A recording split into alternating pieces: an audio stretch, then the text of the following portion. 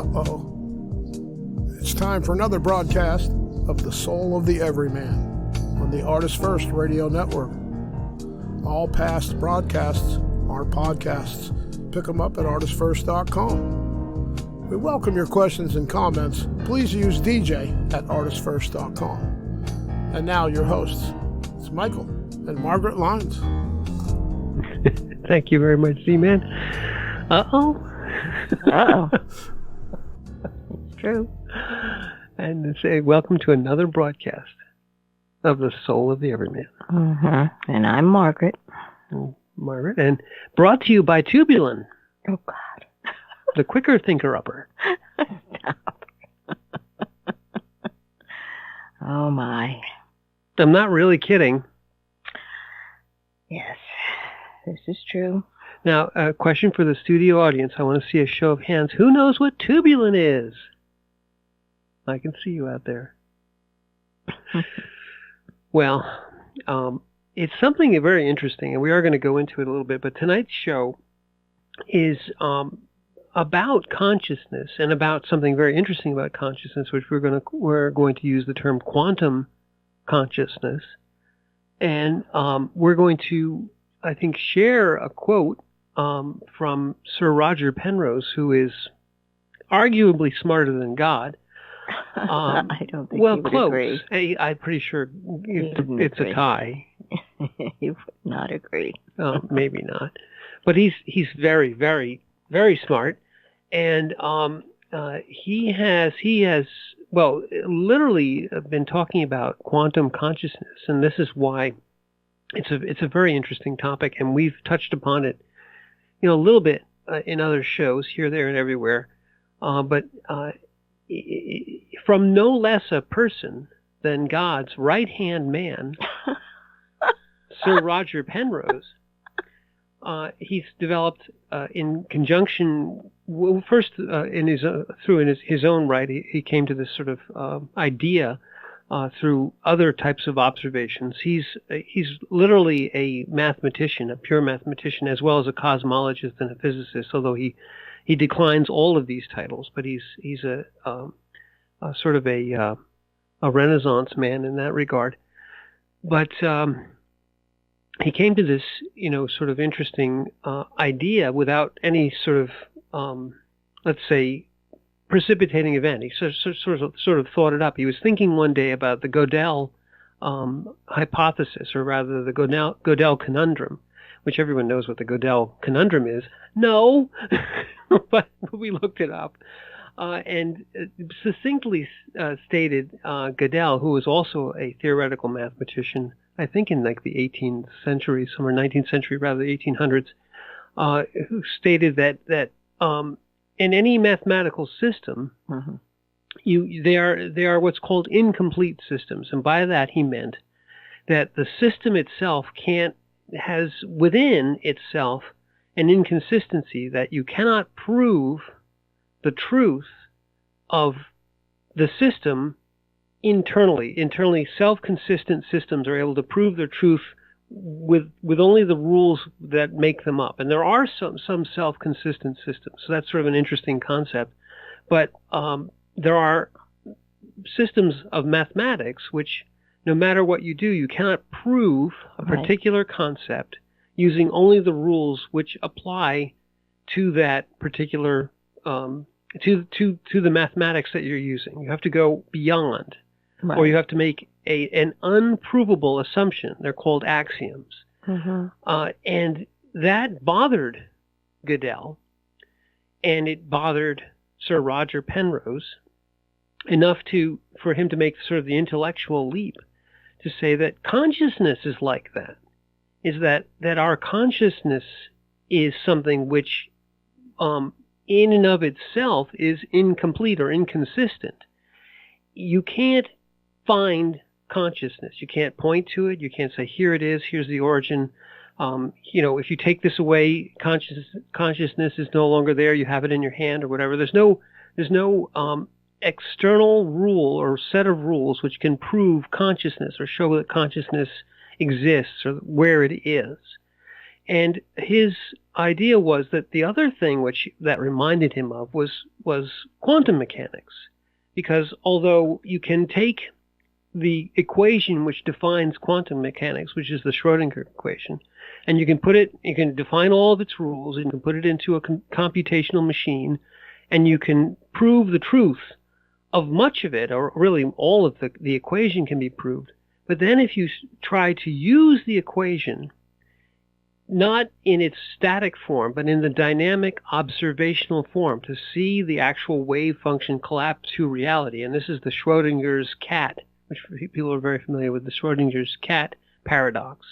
The cat is in the box, and until you open the box, you don't know whether the cat is alive or dead. Well, people have kind of seized upon that as being sort of nutty crazy, but what Schrödinger was trying to say was that at the heart of quantum mechanics, and really at the heart of reality, there is a terrible paradox that when you try to measure it and try to have a system within which the measurer, the person who is the observer, and the observed have to interact in such a way as to collapse reality out of potential, that you have a terrible conundrum. You can't do it within the rules of the system. Within the rules of the system, you can't do that.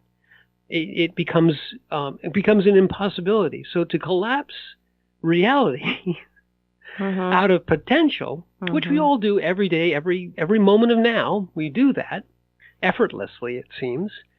To do that requires an extra dimensional or an extra reality outside of reality. Well, it's an external state outside of reality. Which in and of itself is sort of a paradoxical thing. Yeah, how could you have a state outside of what we call reality, or at least outside of what we call collapsed reality? The moment of now, and then the past, which is collapsed reality. The future is, interestingly enough, uncollapsed, in some ways superimposed. The superposition theory of quantum mechanics. I don't want to go terribly deeply into it, but what Schrödinger's cat talks about, Margaret, is that the cat could be equally probably alive or dead. Right. And until you collapse the reality of the cat, and you either have Fluffy or deceased Fluffy, you don't know. And therefore, we call that a superposition. Right. When two equally likely events, or rather outcomes, possibilities, are unknown, and then you entangle the observer and the observed, and you try to figure that out by collapsing the wave function, you can't do it based on the rules of quantum mechanics. You can't operate the wave equation that way. It falls apart. Right. And the other aspect of that is that Schrödinger's cat cannot be alive and dead at the same time.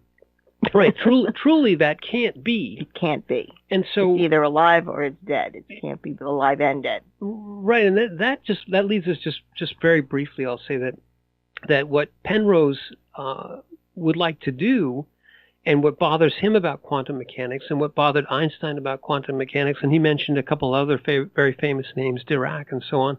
What bothered them all about quantum mechanics was this exact problem of the inability to use quantum mechanics to figure out how quantum mechanics works. Right. So Penrose would like to flip it on its head, because he's actually famous for flipping problems on their head, and say, we don't want to quantize the universe.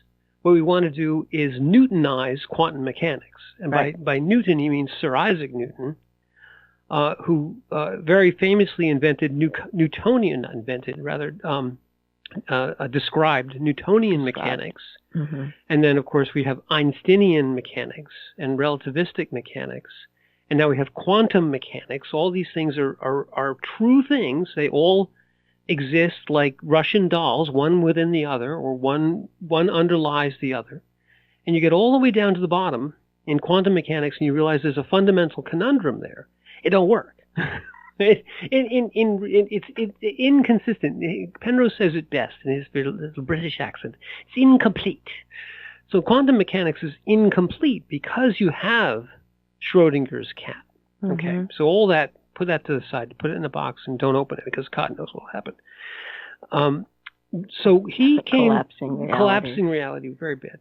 He came to the conclusion that consciousness and quantum mechanics have a lot in common with each other. And he just postulated that maybe consciousness is a quantum effect. The brain is actually not creating consciousness. It's sort of channeling consciousness through some mechanism. He just kind of threw it out there. And it sat there. Well, he had presented this like 30 years ago. And the scientific community and all these different disciplines basically poo-pooed him. It's like, no, can't be. Well, they were outraged. How dare you, you mathematician, tell us what our brains and bodies are doing. Right. No, it's true. Each discipline got annoyed because of why are you saying this? Because and the physicists got annoyed. They said, quantum mechanics doesn't work that way. Hump. And Penrose was like, I don't care. Yeah, no. It says Sir Rodger right here. Get down, kiss the ring. I've got my Nobel Peace Prize. I got my Nobel Prize, and you don't got nothing. I was knighted. And he was knighted. I'm God's best friend, and you're just somebody. Who cares? Well, it's fascinating to me that, why can't he present something like this and it just be examined instead of it, because it's so outside the regular box of the discipline that they're talking about. It was in and of itself a quantum leap, a theory which leapt beyond all these sort of where everyone else was. So it kind of sat there. Margaret said 30 years ago he put this out there, and then he was talking about it and he wrote about it and he thought more about it because he's very tenacious. He's a person who when given a problem he will just work on it, bulldog, and that's how he makes his breakthroughs. He has these flashes of insight, but then he will very gradually build the frame underneath it. So sort of, I think somewhat coincidentally, he was introduced to another gentleman who was kind of coming at it from a different direction. I don't remember his name. Was Stuart Hemlin. Hemlin. He's an anesthesiologist. And he read what Penrose had written, and he thought about it, and basically said, he contacted Penrose to say that, have you ever considered microtubulin? Well, I think you're jumping ahead a little bit, but go ahead. Sorry. No. Well, I think he had his own theory, and the key thing is what Margaret just said, is that he's an anesthesiologist, and he was coming at this from the point of view of why does anesthesia work? And I don't think many of us, I had never thought about how anesthesia works. I thought I think naturally that anesthesia was something that knocked you out. You took some sort of drug or some sort of chemical, and that chemical got in your body, and it just knocked you out, right? And a while later, after the chemical comes out of your body, you're unknocked out, and you feel, and suddenly you realize you're missing a kidney, and bad things happen, but sometimes they do. But in fact, this anesthesiologist had done some rigorous sort of research on this, trying to figure out, well, exactly how does anesthesiology work? And he found that there's really a very wide variety of compounds which can cause anesthetic unconsciousness. Not just pain blocking. There are compounds which can block pain. And if you use those, you can't do surgery on somebody because they're still awake. They may not feel pain, but they'll see all kinds of things going on. They'll be some ways traumatized, right? And so there's this wide variety of compounds, and they're all extremely dissimilar.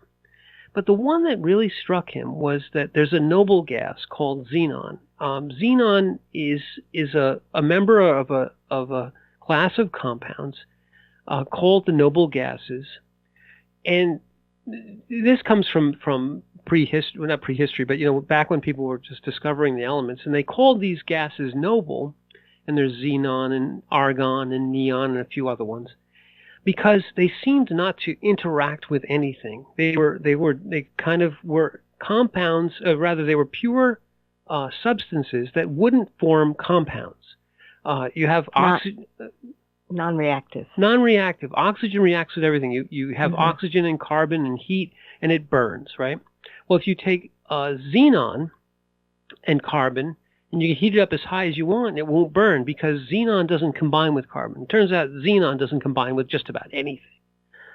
So the interesting thing that he had found was that xenon is a wonderful anesthetic. There's a couple reasons why. You can administer it. It puts people out.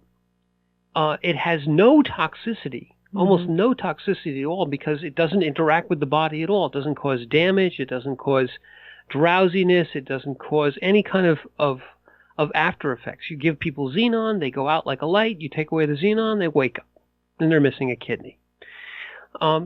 So he was like, well, this doesn't make any sense. There's no chemical reaction here. What is causing people? It's not like we're suggesting that you go to sleep now and you just do, and I can do major surgery on you. No, they're really out. They're really out. They are unconscious. They remember nothing. They're unreactive to any kind of noxious stimuli. You can do surgery on them and wake them up, and they start to recover from the surgery. But there was no. It's a beautiful anesthetic. So he said, well, the mechanism turning off consciousness and then turning it back on with a compound which is completely chemically inert fascinated him. He said, this, as a scientist, does not make sense. Yet, as a scientist, which is what true scientists do, I cannot disagree with reality. It works. It works, it works, it works. So Repeatedly. The next question is, how does it work? Yes. And so this led him to what Margaret just mentioned. It led him to certain deep structures within the brain, which under this research that he was doing, it was shown that what happens is that these structures are affected sort of mechanically by xenon. Xenon invades these structures and fills the space that is within them, because these are Margaret called them, they're tubulin, but they're extremely small tubes of a particular type of molecule which exists throughout the brain and actually throughout every cell of the body, and they exhibit a property such that when you have some sort of interaction with these tubulin structures, consciousness is interrupted. And they can tell this because you can see that the tubulin is in essence saturated with this inert gas. And as soon as it reaches a certain level of saturation, consciousness vanishes. Right. They become anesthetized. Anesthetized. And then as soon as you reduce the level of xenon, in the system, consciousness just returns. It's just like, I wake up. So this mechanical interference, he said, well, this has got to be something really, really cool. And then Margaret just said it. Then he heard about Penrose's idea. Right. And the fascinating thing about it is that the tubulins, when they're forming, they form in first of all in pairs, alpha beta tubulin, and they form this cylindrical structure, which is a spiral structure. They have an orientation because there are benzene rings in there, and there is a movement, either you can say up or down, on the tubulin structure. So when these tubulins, first of all, the main one that he was concentrating on, the Heimlin? Yes. Stuart Heimlin or Heimlin? Right. They were in the prefrontal cortex. And in the prefrontal cortex, they call a pyramidal structure or a pyramidal nerve structure. And it's packed with these tubulins. So when the anesthesia is actually going in, what it's doing, because there is this magnetic aspect to the rings, the benzene rings, or the tubulin, what makes up the tubulin structure, it interrupts that field or that moment, and that's when the person becomes anesthetized. And by moment, she means a magnetic moment. Right. I'm so sorry. So they were doing measurements on the tubulins too. Well, that's another aspect. But it was showing that there is a point where the experience, or the just observing what's happening in this structure, comes to a point where it has a what did they call it?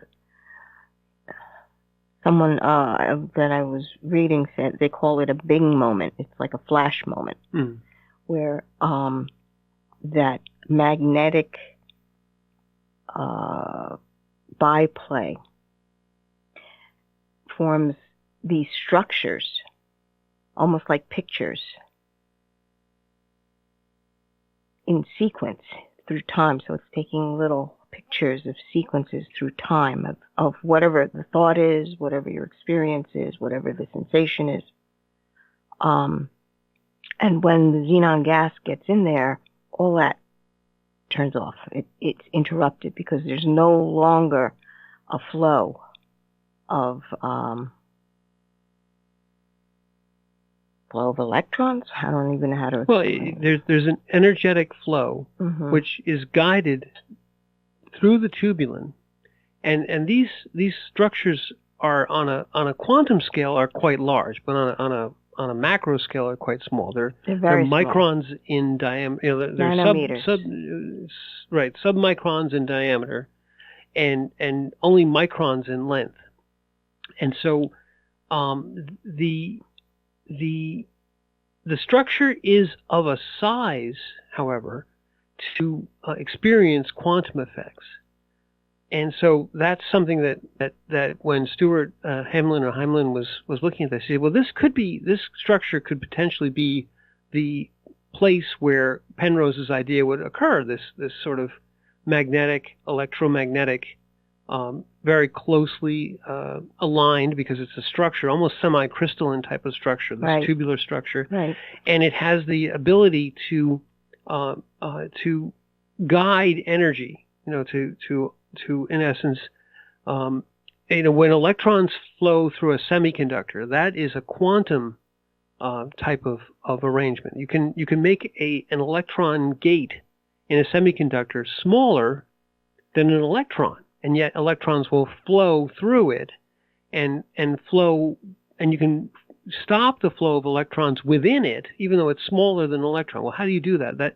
That's because the electron can exist in a superimposed quantum state within that gate. That doesn't matter that much, but this microtubule is of a size that that quantum effects cannot be ignored.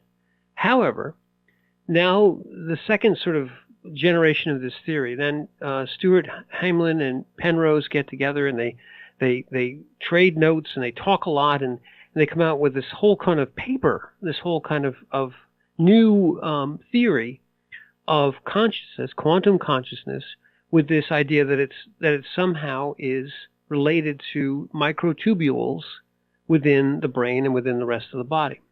Well, the scientific community has another conniption fit and says, well, that's just wonderful, except the brain is a warm, wet, noisy environment, and quantum effects, even if they existed, wouldn't last for more than a femtosecond, because as soon as some sort of quantum effect would occur, it would instantaneously be unentangled and collapse because of the interaction with the environment. And people, and they're absolutely right from the point of view of how difficult it is to maintain a particular quantum state for people who do quantum computing. They Right. make computers, quantum computers, Right.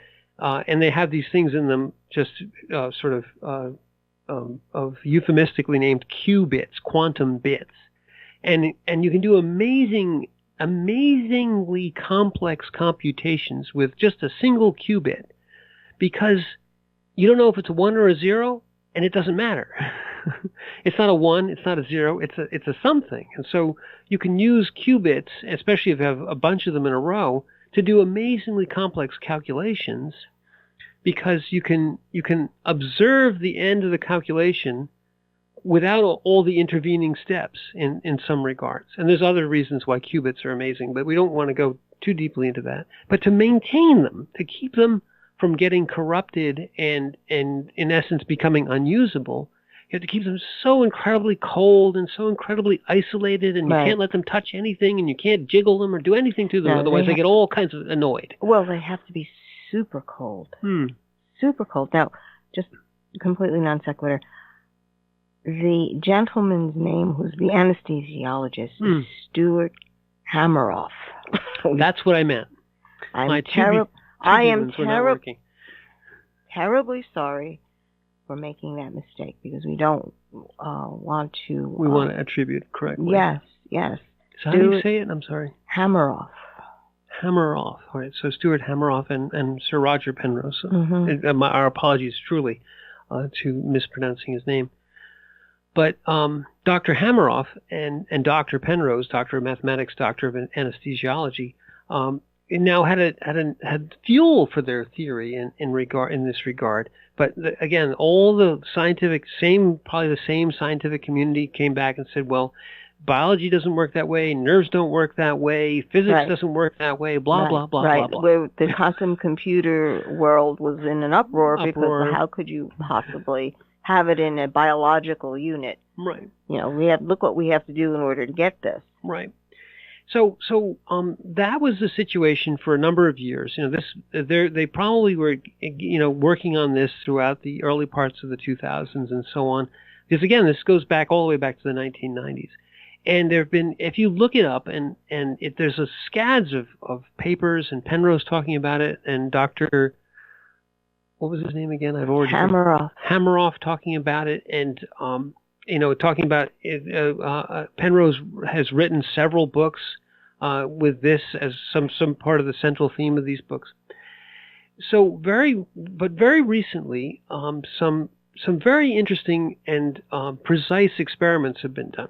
And so that brings us up sort of almost to the last 2 years or so. In 2022, the idea of experimenting with microtubulin and being able to look for quantum effects was kind of formalized. And I think it was a group in either Norway or Sweden or something like that who started to experiment with microtubulin in the lab, looking to see, well, maybe there's some truth to this. So they were looking at it from the point of view of, well, if I can excite this microtubulin with some energy, will I see it interact in some way that we can identify as a quantum effect? And they tried their first experiments, and they didn't really work out very well. This is back a couple of years back.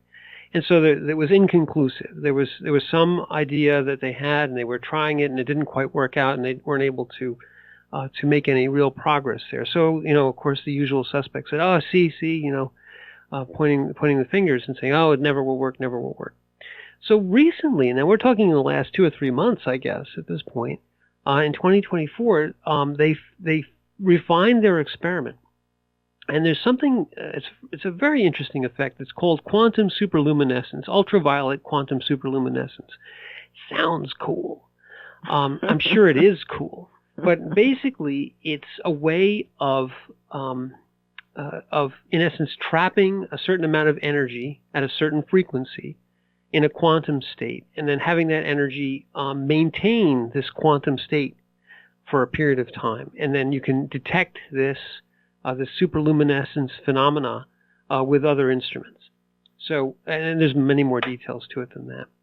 So it turns out that they were able to show that tubulin very readily accepts this energy, very readily maintains a quantum effect for an extended period of time, and you can detect this ultraviolet superluminescence. They did the experiment, they repeated the experiment, they showed their results, other people have repeated the experiment, and all of a sudden, sort of out of left field from the point of view of Penrose and Hameroff.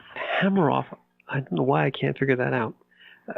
There is this sort of irrefutable, reproducible evidence of very large, from the point of view of quantum mechanics, very large, very warm, very wet, very noisy thing that exists in the brain and every other part of your body, which seems to be able to both interact and capture and transmit energy at a quantum level. Well, isn't that nice? So Penrose and Hameroff are somewhat vindicated here. Now, does this say this is the root of consciousness? And no, and Penrose is very, very clear. He says this doesn't show that this is the root of consciousness, but it certainly points the way. Interestingly enough, and this is the other interesting thing, is if you introduce xenon into the experiment during the quantum superluminescence, it goes away. And if you take the xenon away, the quantum superluminescence comes right back. So it's interesting. It's good. So there's correlation. There's correlation, which is not causation, but there's correlation. And Penrose very recently was talking about this and saying, if you can learn how to turn something off and turn it back on, you've learned something very important. You've found a handle on it. Mm-hmm. You found the on-off switch. Mm-hmm. And so if you say, well, I can turn off consciousness with this, in essence, the only thing it's doing is mechanically interfering with a very tiny structure. Off. Take it away. On. Put it back. Off.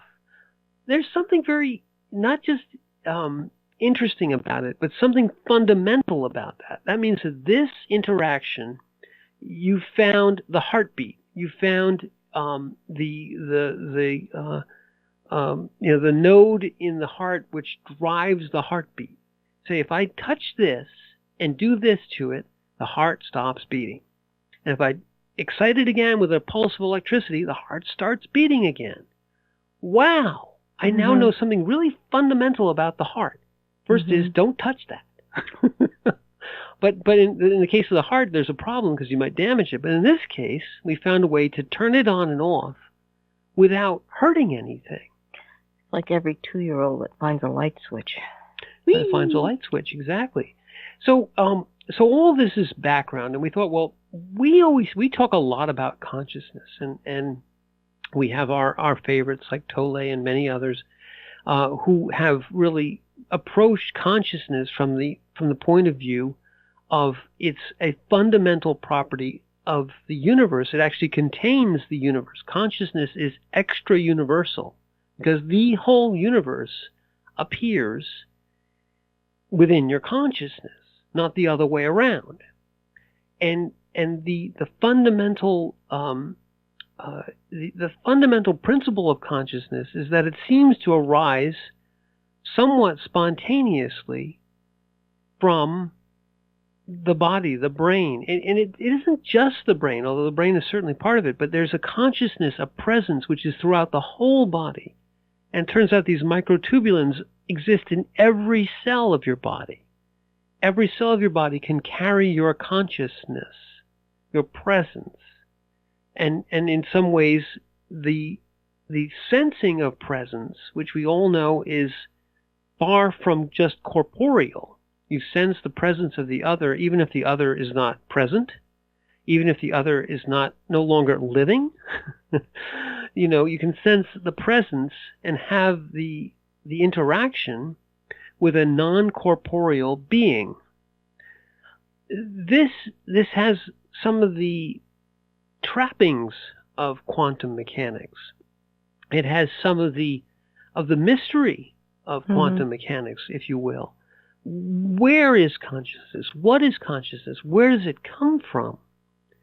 And then if you look at it from the macro point of view, you say to yourself, well, where does the universe come from in such that some consciousness contains it, or that all consciousnesses contain the universe? They contain an aspect of the universe which is within your consciousness. You perceive all things within your consciousness.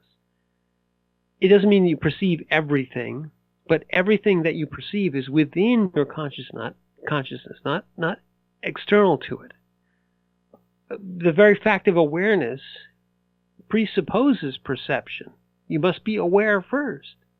And if somebody happens to slip you a Mickey of xenon, you're no longer aware. Your consciousness has been forced out of awareness, or into at least another state.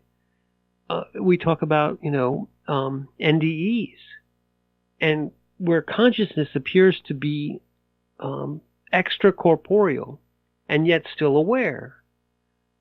And throughout many thousands of years of revelatory experience, people have shown that consciousness itself is not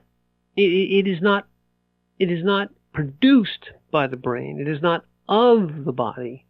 It incorporates itself within the body for a period of time, but it has a sort of an extra corporeal aspect to it. Yes. Well, there are those that believe that the brain is the one that produces the consciousness instead of it being just a vehicle of consciousness. So, and I believe it was,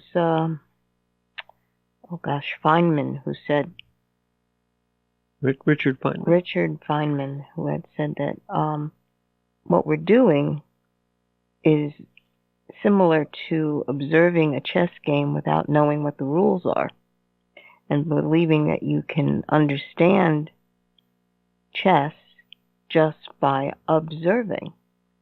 And you always see, for instance, that the bishop is always on the same color. But it's only later, much later, that you realize that the bishop can only move diagonally, and so therefore it's always on the same color. So it's taking that in and understanding that what you're observing is just an observation. There are things going on that you may not understand. More subtle things. Mm-hmm. It's a beautiful analogy. Again, Feynman is wonderful at that, because Newtonian mechanics is true, completely 100% true. Yet, the revelation of Einsteinian mechanics underlies, relativity underlies Newtonian mechanics. Mm-hmm. And Penrose very aptly says that what we really are sort of peeling back and revealing rather than inventing is the mathematics below it all. As we go deeper and deeper into our perceptions of the universe, we are also going deeper and deeper into the abstractions of the universe, right, and able to abstract and extract incredibly precise, predictive, and descriptive theories and actually true facts about the universe, which are in essence untouchable. You cannot lay your hand upon the Schrodinger equation. You can see it, but you can't put your hands on the quantum mechanics it describes. Right. Yet, we can experimentally verify to as much precision as we wish that it works. And so therefore, and yet a true scientist will also say, Margaret, that it works as well as Newtonian mechanics works, as well as Einsteinian mechanics works, but yet, as Penrose very beautifully said, it's incomplete, because we get to a certain level of it, and we say, well, yes, we're all the way there, except for this one little part where it all kind of falls apart and we don't know what to do next. Well, that's Goodell. That's Goodell, but it's even, when we really get to things like cosmology, we get really to the Big Bang, and people say, well, that's the origin of the universe. And we now know that can't be true, and that in fact that which occurred before the Big Bang, which we cannot see beyond that singularity, we can't even see to the singularity itself, but even could we or could we come and view the singularity in some imaginatory sense? We know that the singularity itself is not sufficient to cause the universe. There has to be an origin for the singularity. Well, Penrose has he's presented another theory. Which is a beautiful theory. I know the one you mean. Yeah, the cyclic universe. Cyclic universe, and this, I don't want to go into it, but that's a whole nother the nature hour. of time, which it's a whole nother hour. It's a whole nother hour, but to the degree that a consciousness can abstract and reveal the underlying subtleties of mathematics we've only been doing this, let's say generously, for about 300 years, maybe 400 years. That's just being generous, you know. In 400 years, let's say we go back all the way to the 15th, maybe even 500 years. We'll go all the way back to the 15th, 14th century. Maybe 1300s we were getting some math together. Actually, you can go back further. Let's say we go all the way back to Plato and the Greeks and all the way back there. So now let's go back 2 millennia, even 3. Let's go back all the way to the Egyptians. Since Egypt, we've been doing this. We've been abstracting mathematical concepts from the universe. And in just that very short time, compared to what we believe is the age of the universe, which is something on the order of 14 billion years, in essence, an imperceptible amount of time, the consciousness which is currently resident in humanity as in general, and in certain very gifted individuals in particular, has sussed out all the way back to the beginning of time, all the way out to the depths of Planck time and the Planck constant and the fine structure constant and the mass of the electron, all the way down to the tiniest of tiny things which we can never touch or understand in the perceptible world, and found that this incredible consistency down to the as precise as you want to make it underlies the universe in an abstract sense which is not physically perceptible under any circumstances. It's in one way purely imaginatory, but we know it's not imaginatory because in a real sense it works. These aren't imaginary numbers. This isn't a fantasy universe. It's a real one, which has laws that we understand very well and some that we don't. Mm-hmm. And the places where the theories are inconveniently inconsistent, like singularities and superpositions, are where the real meat of things are going on right now, trying to figure that stuff out. Consciousness is at that level of abstraction because consciousness is what's doing all of that. The awareness is what is revealing the underlying structure of the universe. And awareness, unfortunately, is going to fail at one thing: awareness understanding awareness. There needs to be an extra awareness, something outside of which awareness comes from. That in and of itself is beautiful and terrifying, yet that's what we do here.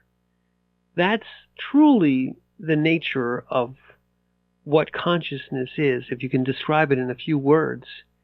It's awareness which can reach down to the most subtle characteristics of reality and extract their root information over time. That's an awesome thing if you think about it for a moment or two.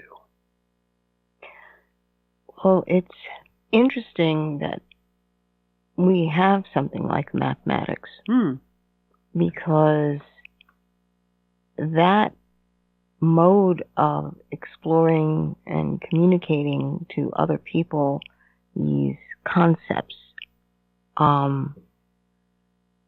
is symbolic. It's mostly symbolic. It's all symbolic. Well, symbolic in terms of what is it relating to for yourself. And then it's the almost the magic of language in general. Why does language work? Why can this communicate your thoughts? Mm-hmm. Why is it that presence, through mechanical motions and vibratory air and things like that, can communicate extremely subtle thoughts? Yes. And still language has many barriers. It is an imperfect communication channel. Yes, absolutely. Yet it's for all of its warts and failures, it has, and we find so many ways to do it. There's the language of mathematics. There's the language of music. There's the language of speech and song, and the language of touch. And each one of these communication channels underlies, or rather, is underlain by consciousness, presence, and an aspect of presence which is able to communicate. Your voice, your presence, your words, your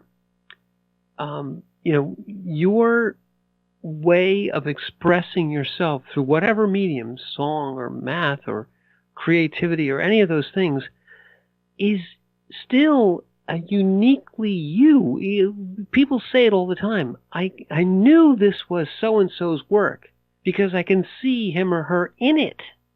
What does that mean exactly? You're looking at some inanimate object, some lump of goo, but you're not. You're able to perceive in some subtle way the remnant or the emanation of presence which was involved in the creation of this thing. And you can look at the Pietà 500 years later and feel Michelangelo. Right. Well, isn't that amazing? Yeah. How are you having a relationship with someone who's been dead and dust 500 years ago? But he's not dead and dust, nor is any true great artist, or someone who discovers Gödel a mathematical theorem. Gödel's been dead probably for 100 years. It doesn't matter, because the presence of the emanation of source, which is incorporated within Michelangelo, has in some way imbued itself within the creation, which is the Pietà, which is just a piece of marble, but it's not anymore, if you know what I mean. Well, it's like music. When you hear Mozart, you know it's Mozart. God, you do. His complexity and patterns of music, the beauty of it, the different levels of how he brings it all together in the expression, unique, and him. So when you think of it that way, each one of us has our own unique expression. You need to find what your unique expression is, because you're the only one that has it. Nobody else has your expression. And when it comes from consciousness, right. your specific consciousness in relationship to the universe, and through this sort of collapsing of that consciousness, which is external to the universe, enters the universe through this mechanism, whatever the mechanism is, tubulin or whatever it is, interacts with it and leaves its trace, leaves its perceptible presence as a trace within the universe.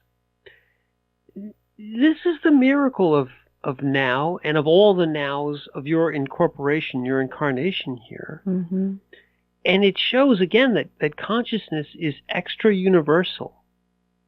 And again, we're collapsing the wave function in a way that can't be, that shows that it in and of itself is incomplete. It requires something external to it external to the function of quantum mechanics, in order to make reality real.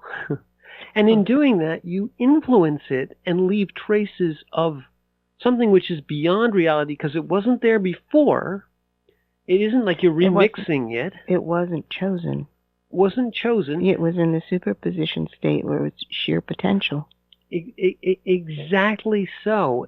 But the traces of choosing bear the mark of the chooser. Isn't that so interesting? About holograms are like that too, and holograms are just, we could go on for another hour about holograms, but holograms are extremely interesting because they are, in essence, a two-dimensional representation of a three-dimensional thing, as in such a way that under the right conditions, which is sort of a superposition state, you can re-extract the information such that it can be perceived as though it was an imprint, a bing moment. You had a bing, it's a hologram, and you can recreate that hologram by imposing upon it certain conditions which existed when it was created. Revisit it. And you can feel, in essence, or look at, or perceive that which is really not there anymore. Right. It's a re-experiencing of something that has already been done in the past. Yeah. So it doesn't exist in that sense. In that sense. But you had chosen that particular reality and therefore made it into part of your timeline. Yes. As you exist. In other words, you need to be there for your timeline to exist. You need to be present. Yes. I think we should read the quote. You should read it. Sir Rodger. This is Sir Rodger Penrose, and this is just Sir Rodger Penrose. This is just Sir Rodger Penrose. Consciousness is the phenomenon whereby the universe's very existence is made known.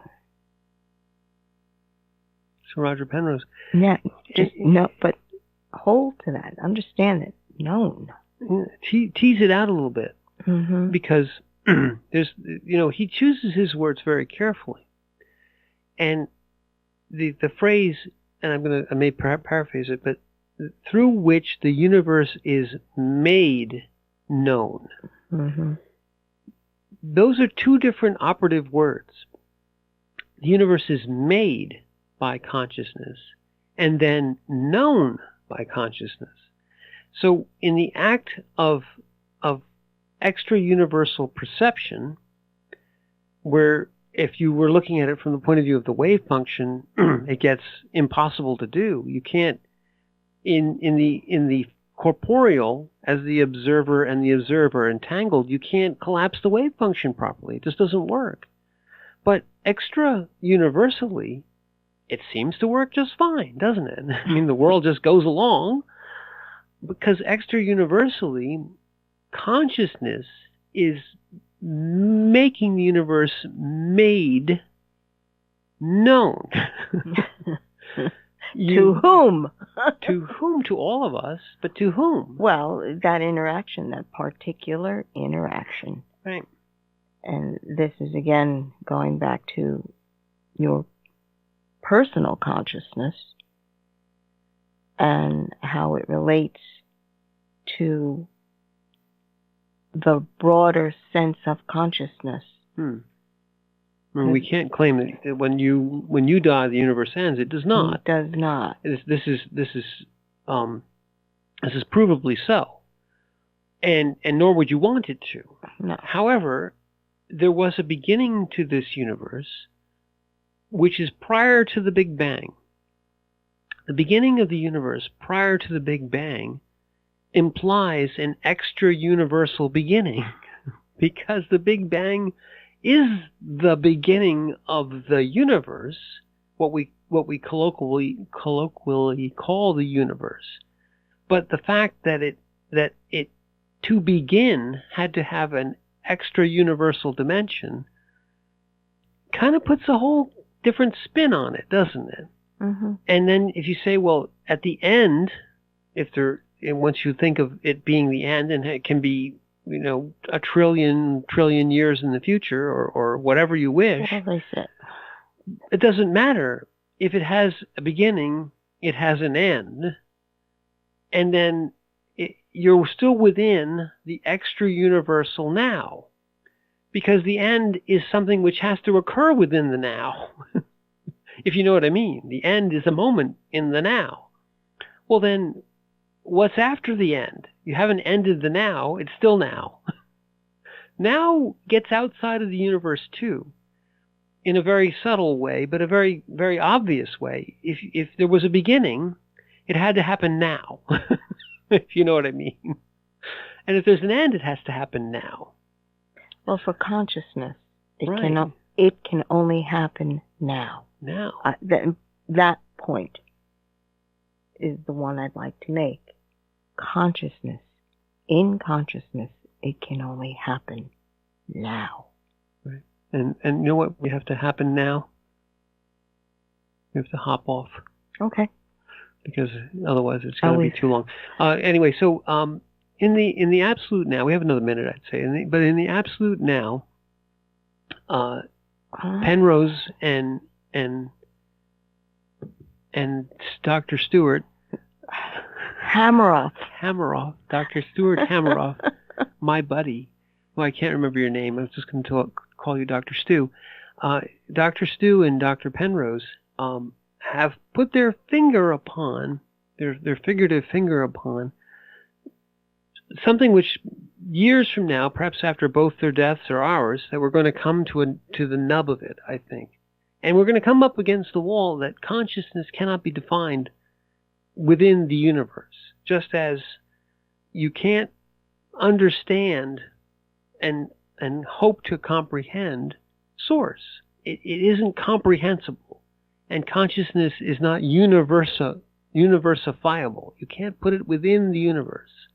It just doesn't work that way. Right. And I think I mentioned this before. This is operating within the 3D universe. This is what we're talking about. Although now that we're talking quantum, we're extending into fourth dimensional, fifth dimensional. Just quantum goes outside of that. And maybe that's the real crux of it. You have to have higher dimensionality in order to begin to comprehend any of this. So, well, we've reached the end of our hour. And it's the last of the dimensions at this point. Right. So I'm Michael Lyons. And I'm Margaret. And thank you for listening.